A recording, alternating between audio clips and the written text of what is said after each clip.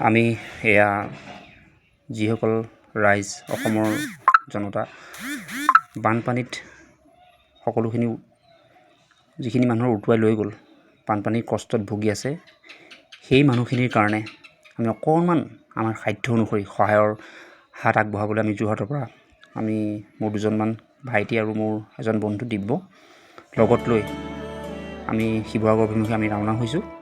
তেওঁলোকক অকণমান এই বিপদৰ সময়ত অকণমান সহায়ৰ হাত আগবঢ়াবলৈ ওলাইছোঁ যিমানখিনি পাৰোঁ। আমাৰ এইখন কৰিবলৈ যাওঁতে হয়তো কিবা এটা ভুল হ'ব পাৰে, কিন্তু আমি বন্ধুকেইজনমানে নিজৰ চিন্তাধাৰাৰে অকণমান যি পাৰিছোঁ বস্তু তুলি পেলাই আমি তেওঁলোকক সহায়ৰ কাৰণে আগবাঢ়িছোঁ। গতিকে আহকচোন আমি যিমান পাৰোঁ আমি সহায় কৰোঁ আৰু সকলোখিনি মানুহ ওলাই আহক সহায় কৰিবৰ কাৰণে, কাৰণ মানুহে মানুহৰ বাবে নকৰিলে কোনে কৰিব।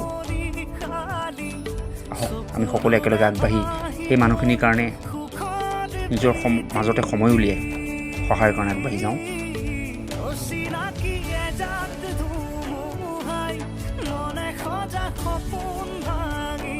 আমি ইতিমধ্যে শিৱসাগৰ টাউনৰ মাজমজিয়াত যিমানখিনি পাৰোঁ আমি বস্তু আগবঢ়ালোঁ।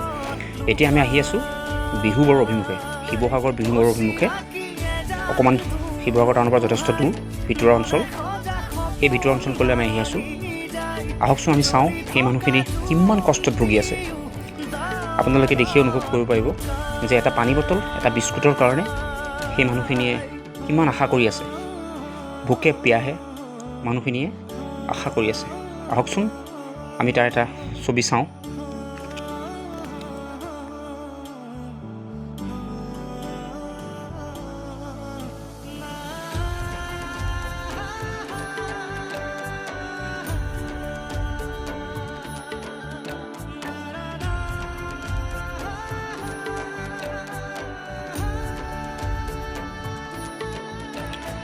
আমি এই ভিডিঅ'টো কৰাৰ উদ্দেশ্য এটাই যে এই ভিডিঅ'টো চাই পেলাই আৰু 10জন মানুহৰ মনত দুখ লাগি পেলাই অনুপ্ৰাণিত হৈ সেই মানুহখিনিৰ কাৰণে অকণমান যাতে সহায়ৰ কাৰণে আগবাঢ়ি আহে, সেইটো উদ্দেশ্যে আমি এই ভিডিঅ'টো কৰিছোঁ। আৰু 10জন মানুহ অনুপ্ৰাণিত হ'ব, তেওঁলোকৰ কাৰণে কিবা এটা অন্নমুঠি লৈ যাব, অনুপ্ৰাণিত হ'ব।